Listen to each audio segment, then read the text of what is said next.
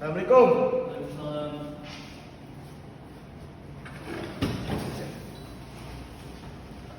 Oke. Assalamualaikum warahmatullahi wabarakatuh. Waalaikumsalam warahmatullahi wabarakatuh. Sebelum kita mulai pelajaran pada siang hari ini, ada baiknya kita baca doa menurut agama kita masing-masing. Doa mulai. Doa selesai. Mana kabarnya, baik? Baik, Pak. Oke. Langsung saat yang baik. Oke, baik. Pak di sini akan menjelaskan tentang pembelajaran K3 pemesinan. Sudah tahu belum apa itu K3 pemesinan? Belum, Pak. Pak di sini akan menjelaskan tentang K3 pemesinan.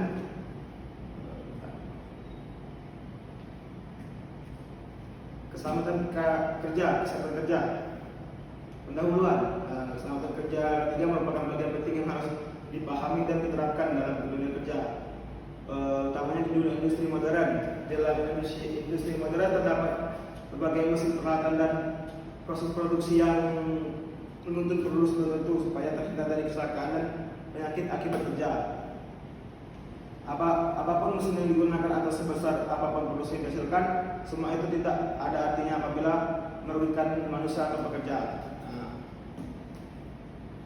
Terus kenalilah pekerjaan yang berbahaya. Bagaimana caranya, di mana dan mengapa kecelakaan kerja bisa terjadi atau timbul. Ketiga itu, oke, yang kedua, yaitu adalah unsur atau alat yang dapat menyebabkan timbulnya kecelakaan kerja. Yang satu adalah mesin gerinda.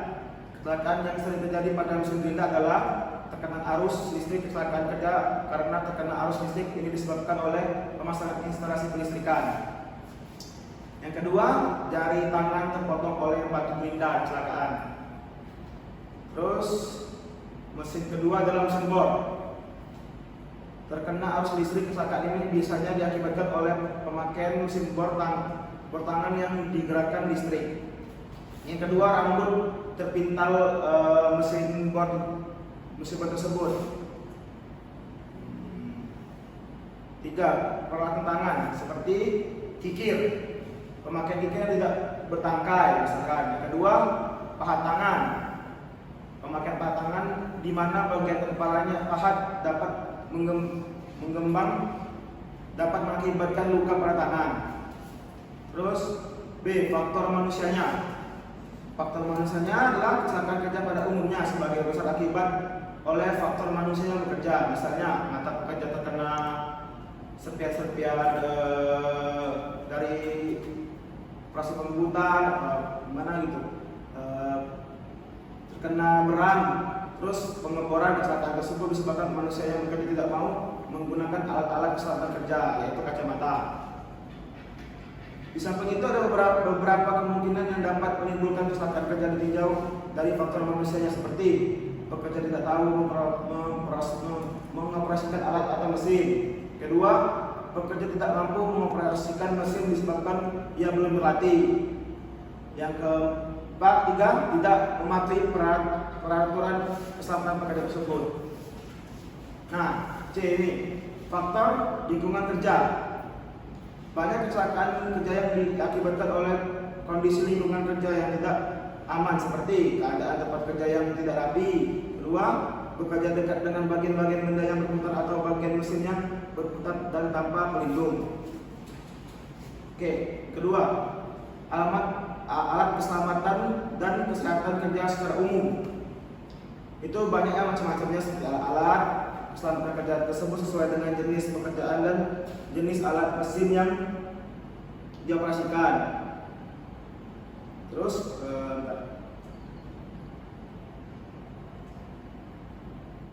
nah, sekarang akan membahas tentang peralatan pelindung kepala. Walaupun setiap pekerja diharuskan memakai pelindung kepala atau helmet, tetapi kadang-kadang mereka melalaikannya.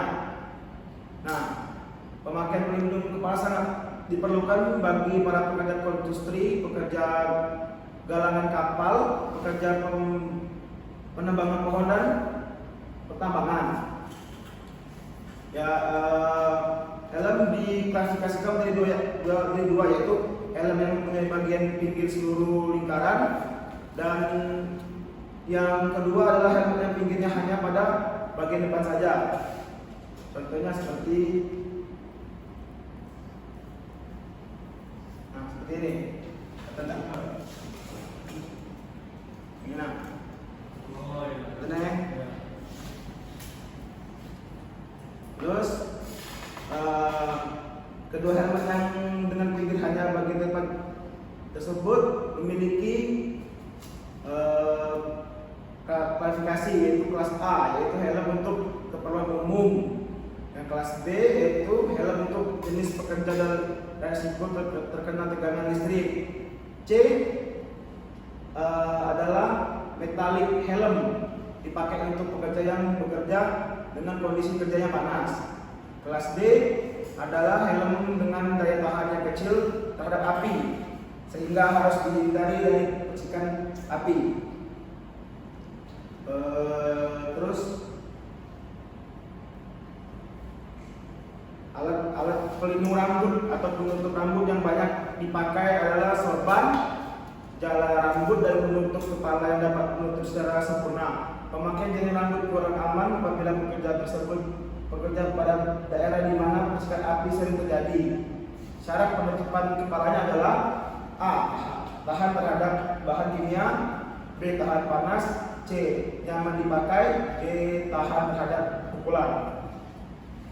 Oke, ada yang mau tanyakan? Ada. Oke, apa tuh? Untuk mengurangi kecelakaan kerja yang diakibatkan oleh faktor lingkungan tuh apa, Pak? Oh, yang pertama tuh keadaan tempat kerja yang tidak rapi, misalnya banyak beram dan potongan-potongan bahan. Seperti berserakan di sekitar tempat kerja yang tidak rapi, kan bisa juga. Terus bekerja dekat dengan mesin yang berputar sama beresiko tinggi karena bisa pakaian juga bisa tertarik oleh mesin yang berputar dan sehingga bisa menjadi kecelakaan kerja. Oh, jadi sebelum bekerja tuh tempat kerja itu dicek dulu, Pak? Ya, dicek dulu dengan rapi atau tidak dan sudah bersih atau belum, dan jangan terlalu dekat-dekat dengan mesin yang terlalu berputar yang besar-besar. Oh, ya. Oke, di sini ada tugasnya tuh cari macam-macam, palingan cari macam-macam kecelakaan kerja yang terjadi di industri ya. Berapa itu, Pak? Ya minimal 10 lah. Buat di kertas double folio aja. kumpulnya, Pak? Kapan, Pak? Minggu depan pas pertemuan kembali dilaksanakan. Oh, iya, Pak. Oke, segitu saja cukup dari Bapak. Assalamualaikum warahmatullahi wabarakatuh. Waalaikumsalam.